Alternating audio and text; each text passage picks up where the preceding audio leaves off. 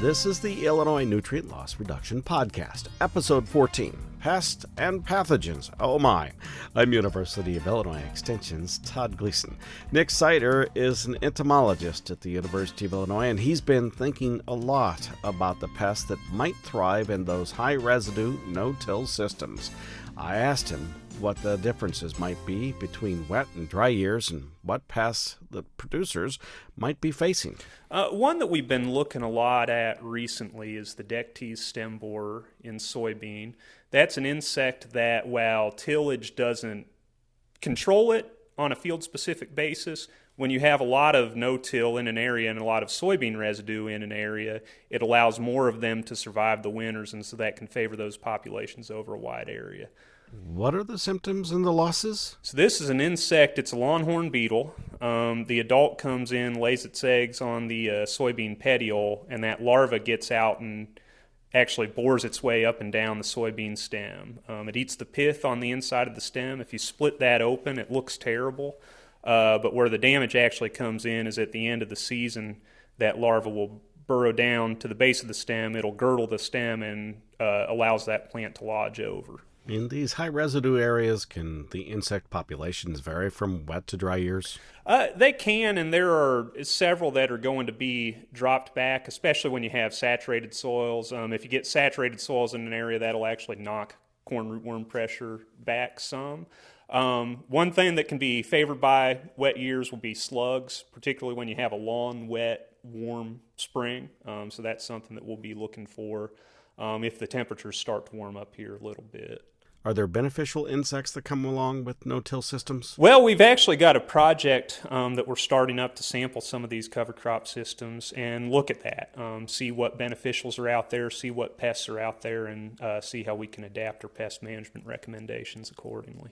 One beneficial insect we see a lot in conservation tillage and in cover cropped areas would be ground beetles. We see those populations start to pick up a little bit, and those are a predator that feed on a wide variety of different insect pests. Do you have any scouting or best management practices you recommend to producers? We're trying to figure a lot of that out right now, but the best thing I can recommend is just to be vigilant, to scout early in the season. You know, early in the season we're looking mostly at examining plants, looking for damage, looking especially for things like black cutworm and true armyworm. Nick Sider is an entomologist here on the University of Illinois campus. His colleague is Nathan Klaczewski. Both work with U of I Extension, and Nathan is a plant pathologist. I asked him if there were any particular diseases or pathogens that producers should be paying particular attention to in conservation systems that include no-till and cover crops. Yeah, so when we think about a lot of the diseases that impact our crops, especially let's just talk about corn and soybean, wheat as well, obviously, but a lot of these diseases such as gray leaf spot, northern corn leaf blight in corn, frog eye leaf spot in soybeans, some of those stem cankers as well that we see in soybeans, and then also in wheat would be the leaf blotch complexes, so the Septoria, Staganospora, tan spot, that group. All of those are going to be organisms that are overwintering on residue from the previous crop. And the more residue that you have in those situations, for example, if you're doing corn on corn on corn, no-till, all that corn residue, that's going to basically bulk up the initial inoculum load within that field. And so the more residue you have, the more potential for those diseases you're going to see throughout the course of the growing season. Cover crops are a little tricky because they're so diverse. There's a lot of options that people have with cover crops. Some cover crops, for example, legumes, things like that, they can actually host some of the diseases that might be found on soybeans, for example. Some of the grassy cover crops can be hosts for some of the diseases we might find on wheat, viruses, for example, that might be transmitted by aphids. And so with those cover crops, we can see them kind of acting as green bridges that can allow some of these organisms to survive and even reproduce over the growing season. And then when you do plant in your corn or your wheat, you can have problems, or even nearby fields, you can have issues. Is there the opposite effect for some pathogens as well? Are cover crops good at controlling or helping to control some of Sure. these? Yeah, and that's a very good question, because we have a lot of interest in cover crops, but what we know in terms of what they do for pathogens and pests is fairly limited. Some cover crops actually have been shown to be able to reduce, for example, pathogenic nematodes, soybean cyst nematodes, some other nematodes, and reduce populations that way.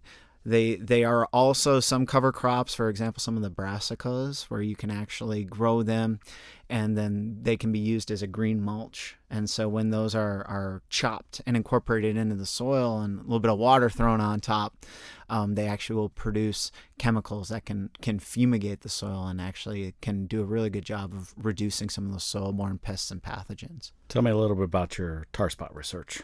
So right now, this year, we're getting ready to set up a few different field trials. We're going to be assessing the impacts of different fungicides and fungicide timings in terms of their efficacy on tar spot.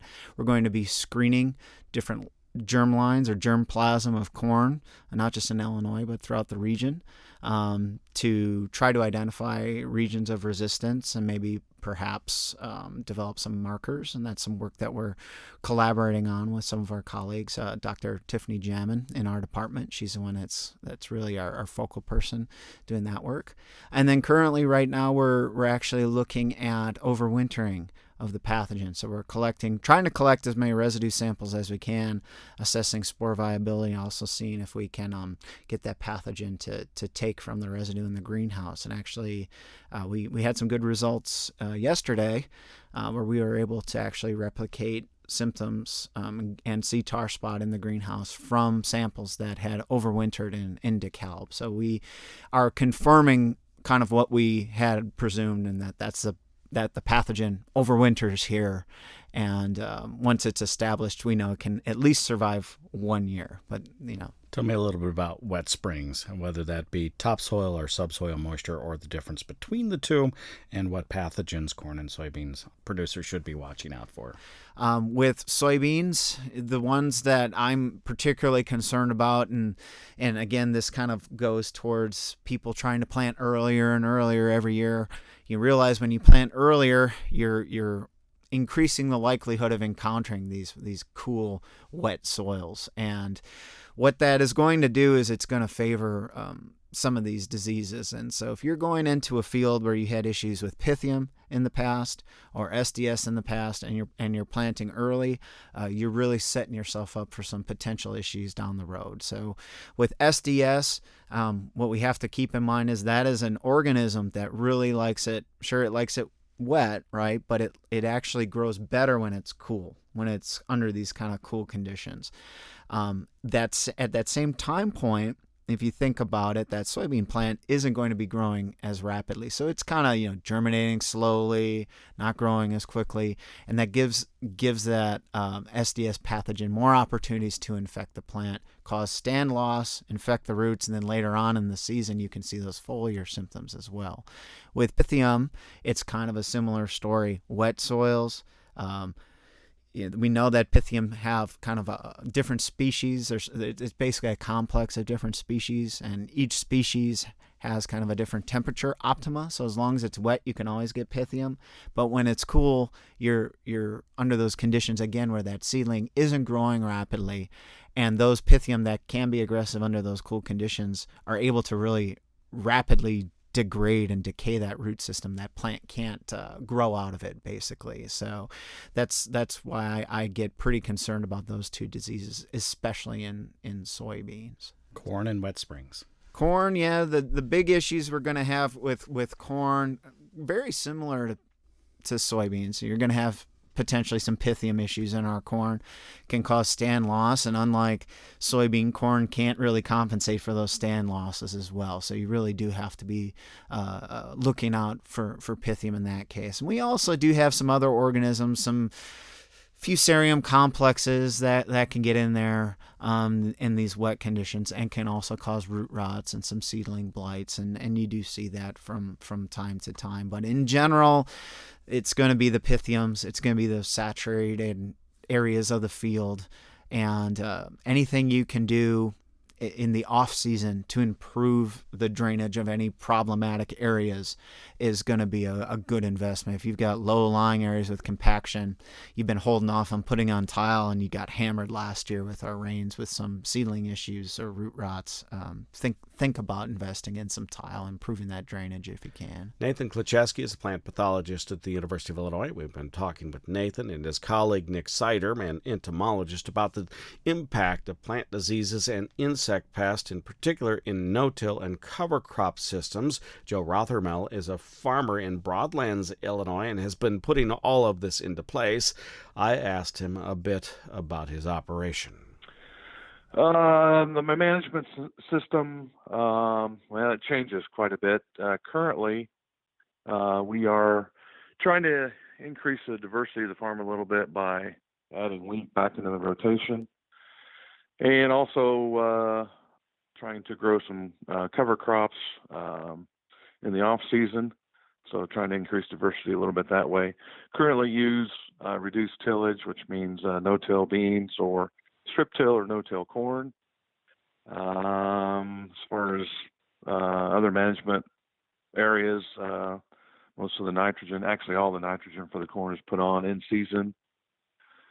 And as far as our other fertilizer management, try and place all the phosphorus banded under the soil surface. 85% of it's done that way. So that's how we manage the farm currently. How does all this work into the nutrient loss reduction strategy? Well, by not putting any nitrogen on in the fall, hopefully we won't lose as much. And by deep banding the phosphorus, we reduce the risk of losing it with erosion, where, sometimes attaches to the soil, runs off with erosion. And also the cover crops hopefully will catch anything that's left in the fall, especially on the cornfields where there's cereal rye growing. So hopefully we're addressing it well. How do you manage for pests and diseases? Well, really haven't had a lot of issues with pests or disease. We use fungicides as required to manage some disease pressure in corn and also in beans. As far as the cover crops go, we terminate before we plant, especially for corns, to eliminate that green bridge between covers and corn. So hopefully we won't have any problems with cutworms. Really haven't seen any pest problems growing beans after cereal rye. So haven't really had a lot of issues with pests or pathogens. Do you have any suggestions for producers thinking about switching to reduced till or cover crops in terms of pest management? Well, I would do just that. I would, if I had a cover crop growing in front of corn and it overwintered, I would kill it, terminate it, so it's brown before you plant corn. That would be my best advice. And in front of beans, it's usually cereal rye. I really haven't had any issues. Once in a while you get some rodents out there, but again, to be safe, you would terminate it when it was small. Just make sure you got the beans planted before it went down. Have you picked up any economic gains because of the production practices you're using? Meaning, have you saved money? Yeah. Well, mainly from reduced tillage. We just make less passes across the field. That's the easiest one to identify. So with covers, we have had instances where we have not sprayed a post because the cover crop held or suppressed the weeds pretty well. And it won't get them all, but if you drill 70, 80 pounds of cereal rye, it really suppresses weeds. So there's hope for that in the future, and also something we need to learn more about, recycling. Hopefully, if we can make some of these nutrients that are in the soil more available, hopefully that will support our fertility program. But we got a lot to learn in that area. So that's how one farmer is deploying no-till and cover crops on his farm. However, it's part of a larger push across the state and the nation, says Jennifer Woodyard, who is a watershed outreach associate for University of Illinois Extension. So when we think about the nutrient loss reduction strategy here in Illinois, we have goals by the year of 2025. We are trying to reduce nitrate nitrogen losses by 15% and total phosphorus losses by 25%. And so cover crops are one of those best management practices that producers can utilize that can help reduce both nitrogen and total phosphorus losses. So it's really exciting to have this new research that Nick mentioned, working on characterizing the pests within cover crops and no-till, just because we're still trying to optimize that system for growers. And we have gained a lot of ground in the past recent years just trying to make the system work better for producers. But to continue having new research being developed is just really exciting. And I also want to talk about 2 new resources that we have available for growers who are interested in trying cover crops. So University of Illinois Extension partnered with the Midwest Cover Crops Council to make 2 new fact sheets. And so these are cover crop recipes for growers who are interested in trying cover crops and haven't yet before. So we have one recipe for post-corn going to soybean, and that's to adopt cereal rye into that system. And then we also have a post-soybean going to corn recipe, which is to adopt oats radish. And so these, again, are just for beginners who are interested in trying cover crops, and it gives a step-by-step process of, seeding rates, termination dates, things like that. So you can find these resources on the Midwest Cover Crop Council's website, which is mccc.msu.edu. Jennifer Woodyard is a Watershed Outreach Associate. You've been listening to the Illinois Nutrient Loss Reduction Podcast. I'm Illinois Extension's Todd Gleason.